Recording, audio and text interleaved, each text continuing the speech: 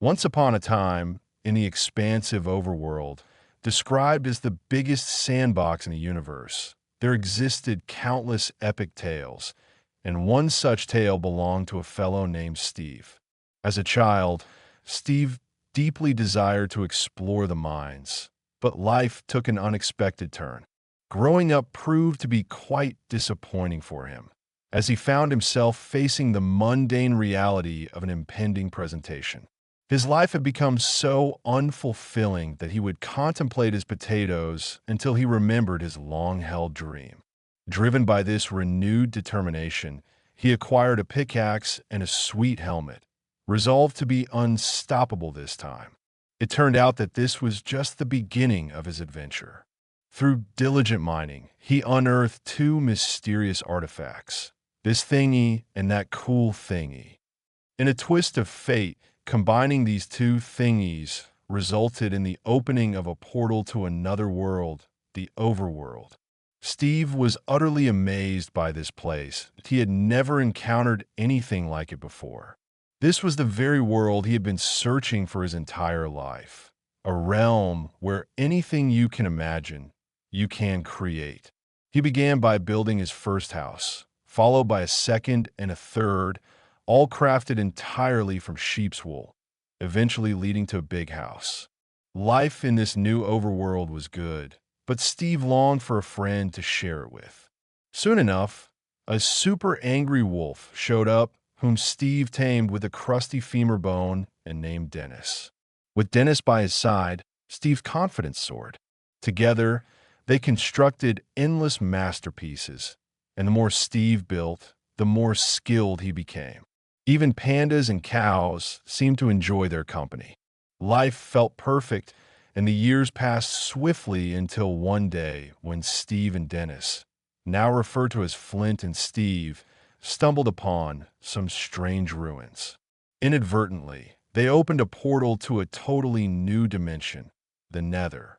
Unlike the overworld, the Nether was devoid of joy or creativity.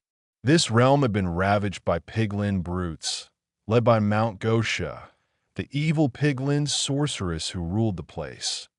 Malgosha, upon encountering Steve and Dennis, questioned Steve's roundness. She sought the Orb of Dominance, described as the most powerful cube-shaped orb in the entire universe, which she eventually obtained. With this orb, she intended to pillage the overworld and claim all of its gold. Steve knew he couldn't allow this. The overworld had been his salvation, and now he had to try and save it. They had to stop her. Consequently, they escaped and stole back the orb. In a desperate act, Steve instructed Dennis to take the orb to Earth, to his house at 149 Hollyoak Drive, entrusting the wolf as the last hope for their world. Dennis, a true hero, ran like the wind all the way back to Steve's Earth home and hid the most powerful object in existence under Steve's waterbed. As long as the orb remained concealed, the overworld would be safe.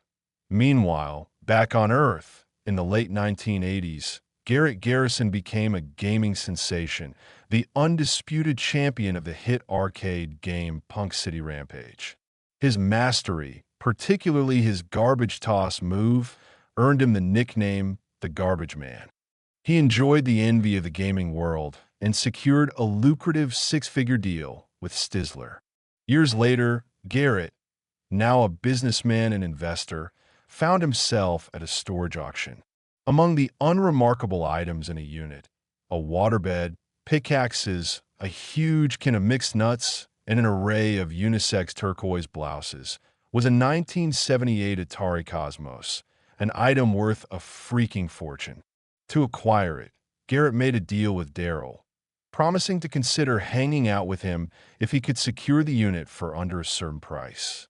Garrett, despite some financial setbacks and needing a win, ultimately acquired the unit for $900 at Elsewhere. Henry and his sister Natalie were moving to a new neighborhood, Chuglis, following their mother's passing.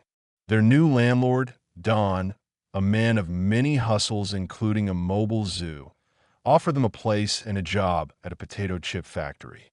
On Henry's first day of school, he was encouraged by his sister to make friends, even with a tater-tot breakfast pizza.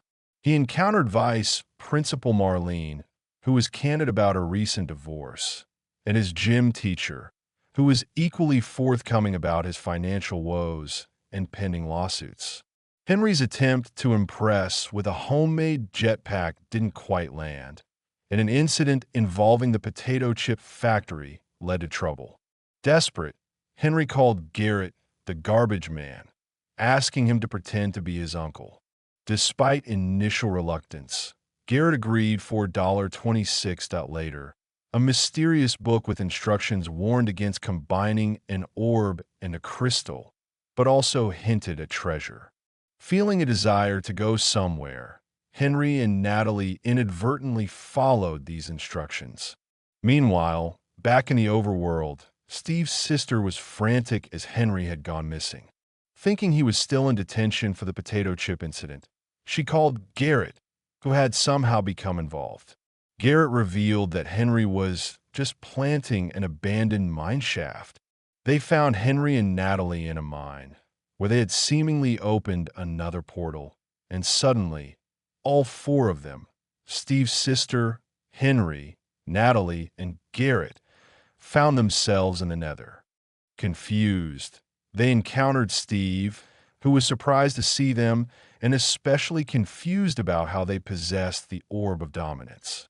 Steve explained the orb's significance and their inability to return home without the Earth Crystal, which Garrett had inadvertently broken. The Earth Crystal could only be replaced at the dangerous Woodland Mansion. Steve offered to help them get home in exchange for the orb. Despite some reservations about Steve's character, they agreed. Their journey to the Woodland Mansion was fraught with peril. They encountered villagers, piglins, and Steve's lava chicken shack. Malgosia, learning of Steve's betrayal and the return of the orb, sent her forces after them.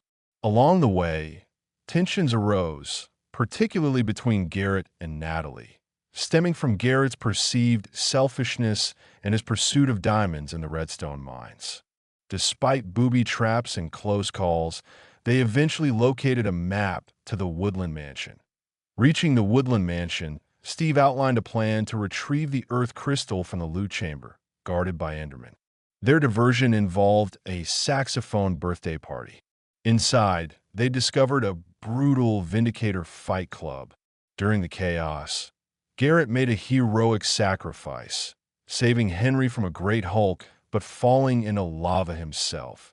They finally reached Dennis, who had been captured by Malgosia. With Dennis's help, they infiltrated Malgosia's forces. In a climactic confrontation, Henry used his creativity and building skills, inspired by his time in the overworld, to defeat Malgosia and the Great Hulk. Malgosia, defeated and disillusioned with creativity, was left behind. With the overworld saved and the Earth Crystal retrieved, Henry and Natalie prepared to return home. Steve, with a heavy heart, bid farewell to Dennis, encouraging him to go and bring joy to Don's life. Garrett, despite his initial demise, reappeared, revealing his survival. He chose to stay in the overworld, finding a place where his building skills were valued. Upon their return to the real world, their experiences in the overworld had profoundly changed them. Garrett's storage unit became a popular spot, and he remained friends with Henry and Natalie, collaborating on a hit game called Block City Battle Buddies. Natalie used her newfound survival skills for good, and Henry's jetpack finally worked. Even Don found an unexpected happy ending with Vice Principal Marlene, whose ability to speak villager after an accidental encounter with Don's Jeep Grand Cherokee led to a proposal. It turned out that the overworld had taught them all that they could create the life they dreamed of, even in the real world.